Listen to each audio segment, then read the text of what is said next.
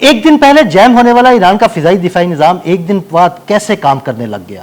Social media پر یہ خبریں گردش میں ہیں کہ ایک ہمسایہ ملک نے ایران کی مدد کی، جس کے بعد ایران نے اسرائیل پر تباہ کن میزائل حملہ کیا۔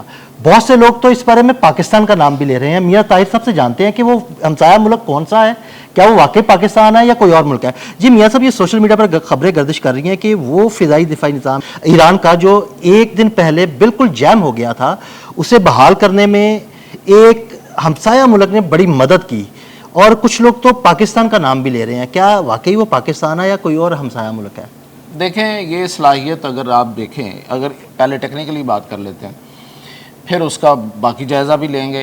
اگر صلاحیت دیکھیں تو یہ پاکستان کے پاس ہے۔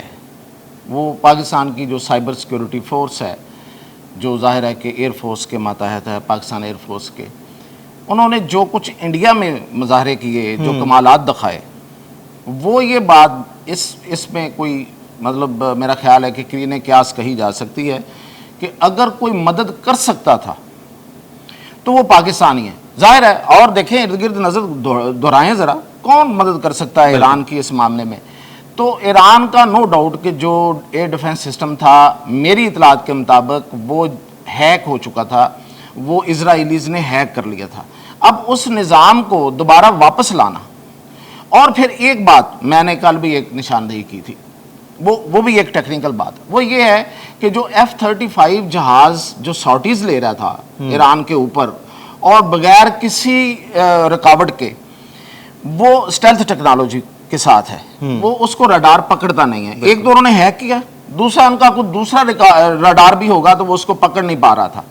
اب ہوا یہ کہ پاکستان نے یہ بات ان کو بتائی کہ بھئی یہ جو جہاز ہے، یہ جب آپ کے پاس، پاکستان نے بتائی سے مطلب یہ کہ پاکستان ہی یہ بات بتا سکتا ہے۔ اب میں ابھی تصدیق نہیں کر رہا اس بات کی کہ یہ جو جہاز ہے، میاں صاحب آپ تصدیق نہیں کر رہے، لیکن آپ کا مطلب یہی ہے۔ مطلب میں اس لیے کہ صلاحیت جس کے پاس ہے میں اس کی بات کروں گا۔ انہوں نے یہ بتایا کہ یہ جو جہاز ہے یہ ایکسٹرا ٹینکی لے کے ساتھ چل رہا ہے، فیول ٹینک اس کا ایک ایکسٹرا ساتھ لگا ہوا ہے۔ ذرا غور کریں، یہ اسٹیلتھ نہیں ہے، بالکل، تو یہ پکڑا جا سکتا ہے۔ لہٰذا انہوں نے ایک تو ان کی ہیکنگ جو تھی وہ ختم کی، جس نے بھی کی، اچھا ٹھیک ہے، جس نے بھی کی، بالکل، اور پھر یہ کہ اس کو پکڑنے میں مدد دی کہ یہ سائیڈ اگر آپ پکڑ لیں تو یہ۔ اور دوسرا جو آپ نے سوال کا، آپ کا دوسرا حصہ ہے، وہ یہ ہے کہ اسرائیل پہ کیسے آئرن ڈوم جو ہے وہ کیسے بریچ ہو گیا، یا ان کا جو بھی باقی ایرو 1 ایرو 3 پتہ نہیں کیا کیا انہوں نے رکھا ہوا ہے، تھارڈ بھی ہے جو جس کے بارے میں کہا جاتا ہے کہ وہ شاید بریچیبل ہی نہیں ہے۔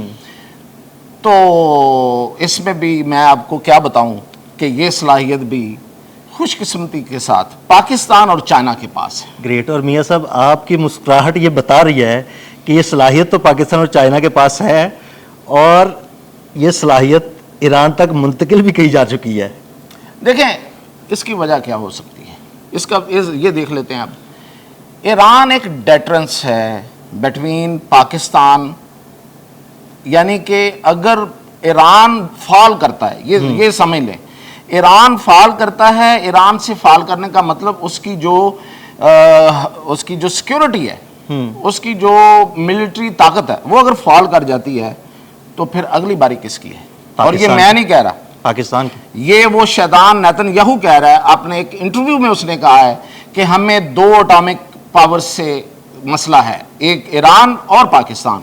اب ایران نے تو ابھی گین کرنا ہے یا نہیں کرنا، یا کیا ہے یا نہیں کیا، یہ بحث ہے۔